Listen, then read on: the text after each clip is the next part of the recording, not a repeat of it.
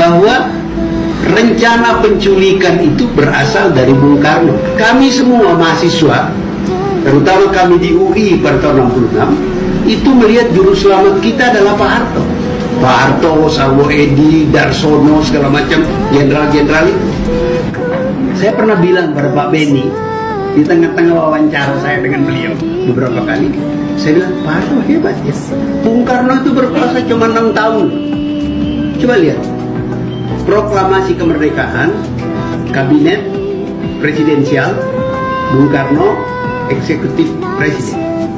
Bulan November, berapa bulan itu dari 17 Agustus, keadaan berubah menjadi sistem parlementer.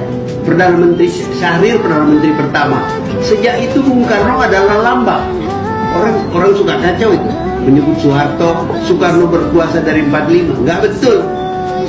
Soekarno menjadi presiden yang eksekutif itu kembali tahun 59, 5 Juni atas dukungan Angkatan Darat. Jadi Bung Karno itu berkuasa sebenarnya dari 5 Juni sampai official tahun 68. In reality begitu Gestapo dia sudah tidak memonopoli kekuasaan. Soeharto, TNI Angkatan Darat itu sudah lebih menentukan dari Soekarno. Kenapa? Soekarno itu tidak punya organized political party. Itu sebabnya dia pakai PKI untuk mengimbangi Angkatan Darat. Okay? Dia nggak bisa. PNI, Partai Nasional Indonesia, yang sejarahnya dekat dengan Soekarno, itu dikacaukan oleh Bung Karno dengan memecah. Ada Marhainis gadungan, kacau itu partai. Jadi dia akhirnya tergantung kepada PKI dalam menjalankan politik balance of power, keseimbangan antara PKI dengan Angkatan Darat. Dan ketika keseimbangan itu jomplang, saya kira ini bahasa Jawa tapi saya kira Anda mengerti, jomplang, Soekarno nggak bisa lagi menguasai keadaan.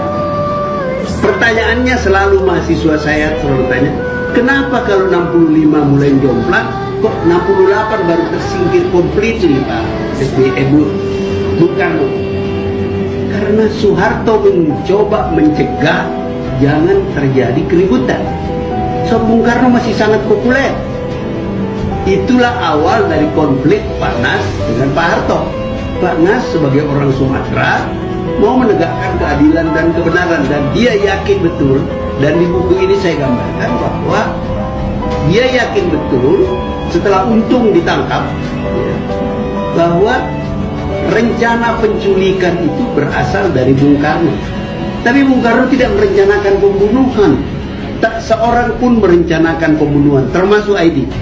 Rencana mereka adalah mendaulat pimpinan Angkatan Darat sebagaimana Soekarno didaulat oleh pemuda-pemuda dibawa ke Rengas Dengklok, tidak dibunuh. Tapi terjadi kecelakaan. Bagaimana kecelakaan itu saya gambarkan di buku ini. Jadi Pak Harto itu hebat sekali. Makanya saya ingin katakan kepada para cendekiawan muda, marilah kita melihat Bung Karno dan Pak Harto dalam konteks waktu. Bung Karno was a great man, hebat dia. Kita bisa mempelopori Indonesia merdeka dan dia didukung oleh rakyat, didukung oleh pemuda. Tapi ketika dia memasuki bidang mengadministrir negara, dia nggak dipersiapkan untuk itu. Kacau balau kita sejak tahun 59 ya, sampai terjadi Gestapo. Pak Harto, saya bukan orang komunis, saya anti komunis, terutama pada waktu itu melihat terornya PKI, terornya Lekra dan sebagainya. Kami semua mahasiswa, terutama kami di UI pada tahun 66, itu melihat juru selamat kita adalah Pak Harto.